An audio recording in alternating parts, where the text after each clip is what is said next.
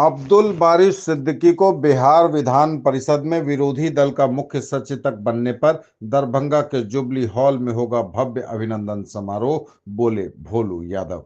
राजद नेता प्रेमचंद यादव उर्फ भोलू यादव ने पत्रकारों के समक्ष कहा कि 16 दिसंबर सोमवार को जुबली हॉल पर राजद के वरिष्ठ नेता अब्दुल बारी सिद्दीकी का स्वागत और सराहना अभिनंदन समारोह का आयोजन होने जा रहा है। वहीं उन्होंने कहा कि हमारे लिए गर्व और हर्ष की बात है कि अब्दुल बारी सिद्दीकी को बिहार विधान परिषद में विरोधी दल का मुख्य सचेतक बनाया गया है। जिम्मेवारी उनकी राजनीतिक सूझबूझ, अनुभव और जनता के प्रति उनकी सेवा भावना का सम्मान है। सिद्दीकी साहब ने हमेशा गरीब, मजदूर, किसान और पिछड़े वर्गों के अधिकारों के लिए आवाज बुलंद की है। उनका यह पद न केवल पार्टी बल्कि पूरे बिहार के लिए प्रेरणादायक होगा। उन्होंने बताया कि उनका राजनीतिक जीवन बेदाग और प्रेरणादायक रहा है। उन्होंने अपनी नैतिकता और अनुशासन से राजनीति को नई दिशा दी है।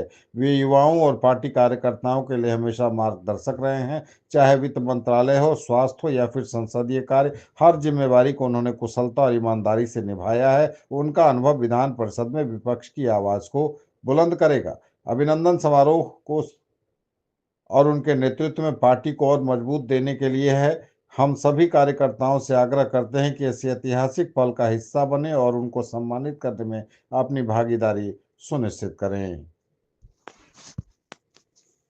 कहें आपको पहले भी कि 1 दर्जन से ज़्यादा वो मंत्रालय रखे हैं और उनमें वो बेदाग रहे हैं। तो हम लोग भी युवा का एक मतलब रास्ता पर चलने का प्रयास करेंगे ताकि हम लोग भी उनके तरह बन सके।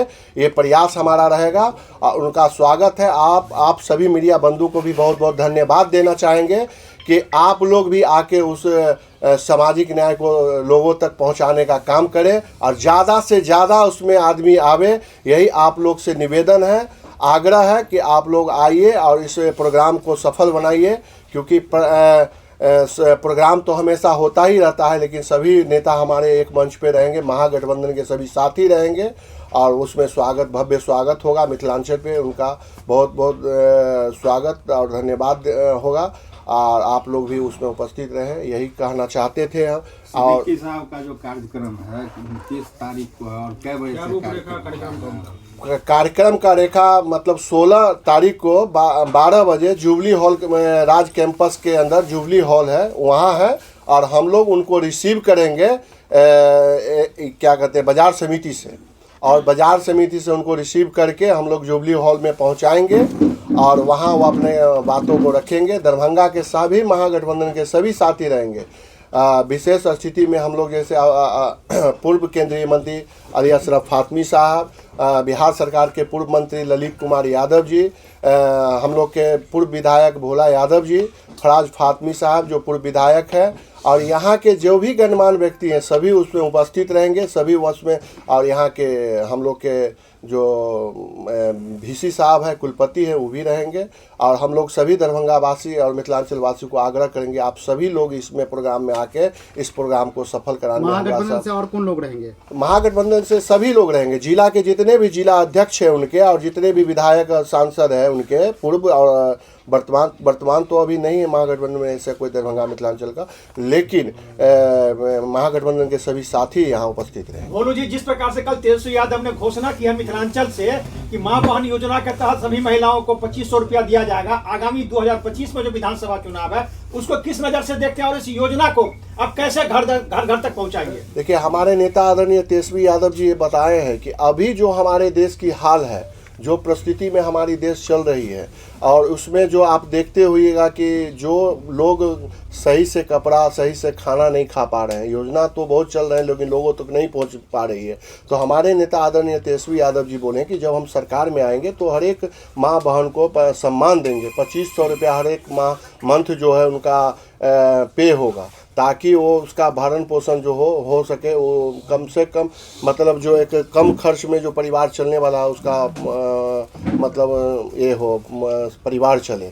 और हम लोग के नेता जो भी बोलते हैं वो जुमला नहीं होता है, वो बुझिए एक जो बोलते हैं वही करते हैं। आपने देखा होगा कि 25 साल से यहाँ एनडीए की सरकार है, लेकिन आपने देखा कि मेरे नेता आदरणीय तेजस्वी यादव जी मात्र 17 महीने आए और जो भी वादे किए, चाहे वो युवा को रोजगार को हो या स्वास्थ्य विभाग में हो, चारों मुखी जो भी विभाग उनको मिला वो बखूबी निभाए हैं और हम लोग उनको धन्यवाद देते हैं। हम अपने बिहार के युवा के तरफ से उनको धन्यवाद देते हैं कि आप पे पूरे बिहार के युवा और पूरे देश के युवा आप पर भरोसा करते हैं और इस तरह से आप अगर हमेशा चलते रहें तो हमको भरोसा है कि आज वो मुख्यमंत्री के लिए 25 में दावा कर रहे हैं कि 25 में मुख्यमंत्री बनेंगे, तो वो बनना तय है और आगे हो सकता है उससे भी बड़ा लीडर वो बनेंगे। चिराग पासवान ने एक न्यूज अखबार में एक खबर छपी है कि चिराग पासवान कह रहे हैं कि 2025 में विधानसभा चुनाव होगी, अगर पार्टी हमें आदेश करती है तो मैं बिहार में विधानसभा चुनाव लड़ूंगा। क्या चिराग पासवान ने कहा है कि 2025 में जो विधानसभा चुनाव होगा, पार्टी अगर हमें कहती है तो मैं बिहार में विधानसभा चुनाव लड़ूंगा, केंद्रीय मंत्री छोड़कर।